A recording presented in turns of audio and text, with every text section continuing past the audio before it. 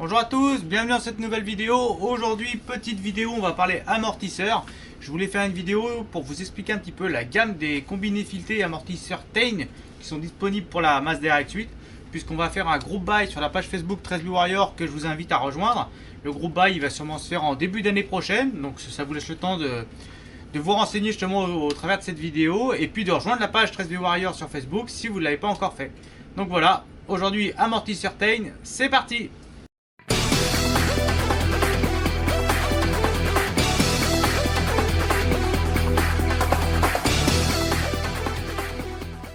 Bon, aujourd'hui c'est une petite vidéo hivernale, c'est sûrement la dernière de l'année, il fait 6 degrés dans le garage, je suis devant le poêle, c'est un petit peu frais quoi. Donc ouais, je voulais vous parler de cette marque là, parce que moi c'est une marque vraiment que donc je suis super satisfait de leurs produits, tout le monde les connaît quasiment dans le monde de la voiture japonaise, donc c'est pas une nouveauté.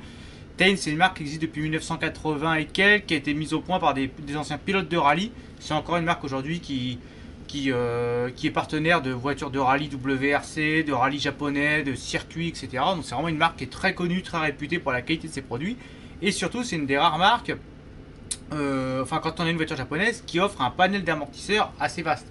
Actuellement, pour la Mazda RX-8, une voiture qui va bientôt fêter qui a fêté ses 20 ans pour les premières même, cette année, on a encore le choix parmi 4 gammes de modèles de combinés filetés. 4 gammes, sans compter 2 modèles de ressort, pour juste rabaisser la voiture. Donc c'est quand même assez important par rapport à toutes les marques qu'on peut trouver sur le marché où on a éventuellement un set d'amortisseurs et basta. Et encore si c'est pas un set d'amortisseurs générique qui est fabriqué à Taïwan ou en Chine et puis qu'on badge ce qu'on veut et qu'on vend à tire larigot. Donc voilà. Donc moi je vais vous présenter au travers de cette vidéo les 4 types d'amortisseurs qui sont disponibles pour la Mazda RX-8 encore aujourd'hui. À date, donc fin 2023, si vous tombez sur cette vidéo dans 20 ans, bah voilà. Et puis, quel choix il faut faire par rapport à votre utilisation, comme ça vous saurez quels combinés sont faits pour vous et votre voiture. Le Street Basis chez Tein, c'est vraiment l'amortisseur combiné basique, c'est-à-dire que c'est un set déjà qui n'est pas livré complet, il faudra récupérer les têtes d'amortisseurs de votre voiture pour les remonter dessus puisqu'ils sont livrés sans. Donc il faudra de l'équipement, il faudra démonter les têtes d'amortisseurs de votre voiture, vérifier si l'ancien bloc sont en bon état et tout avant de les remonter. Il faudra de l'équipement puisqu'il faudra venir comprimer vos ressorts d'origine pour démonter les têtes. Donc il faut de la connaissance, un petit peu d'outillage. Hein. C'est pas les Street Basis, je les reçois et je les pose direct. Non, ça marche pas comme ça.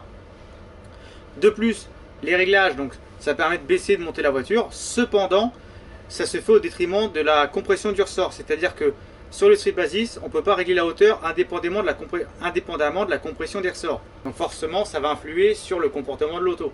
Le Street Basic, c'est vraiment pour du style. C'est vraiment pour du look, remplacement de l'origine en réglant sa voiture en hauteur, usage routier, purement routier, très bien, mais évitez de faire du circuit avec. Celui qui vous dit j'ai fait du circuit avec du Basis, c'est de la merde, c'est pas bien, machin, ben c'est que t'as pas acheté le bon produit mec en fait. T'as pas acheté les bons amortisseurs par rapport à ton utilisation. Donc je répète, Street Basic, remplacement de l'origine en gagnant pour régler la hauteur de caisse et pour combler par exemple les RX-8 qui penchent un peu du cul, c'est sympa. Mais c'est tout. N'allez pas penser faire de la conduite purement sportive avec ou du circuit, c'est à oublier. Le Flex Z, c'est le milieu de gamme de chez Tein. Déjà, on rentre dans des vrais combinés complets, c'est-à-dire que là, ce coup-là, vous allez recevoir 4 combinés complets. Voilà, il y aura les têtes d'amortisseurs, il y aura tout qui seront neufs, ils sont pré-réglés. Vous pouvez très bien les prendre et les poser sur la voiture. On peut régler en dureté l'amortisseur. Sur chaque tête d'amortisseur, vous pourrez mettre une petite clé et venir visser, la clé elle est fournie, visser pour mettre l'amortisseur plus dur ou dévisser pour plus souple. Donc déjà, ça c'est vachement bien. Vous pourrez enfin régler la hauteur de caisse indépendamment de la dureté du ressort. La dureté elle est pré-réglée, la contrainte du ressort elle est déjà réglée, donc ça vous n'avez pas y toucher. Par contre vous avez une molette où vous pouvez régler la hauteur de la voiture sans pour autant toucher à l'amortissement. Et ça d'un coup ça change tout. Ça change tout. Par contre n'allez pas penser que c'est un amortissement purement sportif. C'est beaucoup mieux que le Street Basic, je dis pas, ça peut être bien pour faire du circuit occasionnellement, mais quelqu'un qui commence à avoir du niveau de pilotage ou du niveau de conduite vraiment très sport, très vite, il va s'apercevoir que c'est quand même assez souple et que ça se destine avant tout à un usage également très routier. Ensuite vient la gamme des monosports. Les monosports, déjà comme son nom l'indique, c'est un amortisseur monotube. Donc c'est de l'huile et du gaz dans le même tube, ça permet de vraiment bien contrôler l'amortissement au détriment du confort. Attention, c'est déjà plus dur, c'est plus ferme que les Flex Z, ça en garde toutes les mêmes caractéristiques, c'est-à-dire pareil, livret complet, hauteur de caisse indépendamment de la précontrainte du ressort. Mais voilà, c'est plus ferme encore que les Flex Z, largement plus ferme, même complètement, il n'y a même pas un petit peu, c'est beaucoup plus ferme que les ressorts. La conduite est vraiment améliorée, la précision et tout. Moi, c'est ce que j'ai sur la mienne depuis environ 3 ou 4 ans. et j'en suis super content. Vraiment, c'est un système qui marche bien pour quelqu'un qui fait du circuit comme moi. Je ne suis pas un gros pistard, attention, mais je fais 3-4 sorties dans l'année en général, avec un rythme assez soutenu, et j'en suis très très content. Si vous avez vraiment un usage un petit peu sportif de votre voiture sur route, avec de la piste occasionnelle et un petit niveau de conduite, ça fait longtemps que vous connaissez votre voiture et que vous roulez avec, c'est vraiment vers cela que je me tournerai. Enfin, les derniers qui sont arrivés chez Tein cette année, je crois d'ailleurs, tout récemment, c'est les Mono Racing Damper. Ça garde à peu près les specs de base du monosport, sauf qu'à l'intérieur du tube, toujours donc en monotube, vous avez une vanne qui vient encore mieux contrôler la pression hydraulique de l'amortisseur, encore plus affinée, pour avoir un meilleur ressenti, un meilleur feeling de la conduite, une meilleure précision, tout au détriment, encore une fois, du confort. Les ressorts sont encore plus durs que sur les monosports, et c'est vraiment un amortisseur qui se définit pour quelqu'un qui fait vraiment quasiment que de la piste.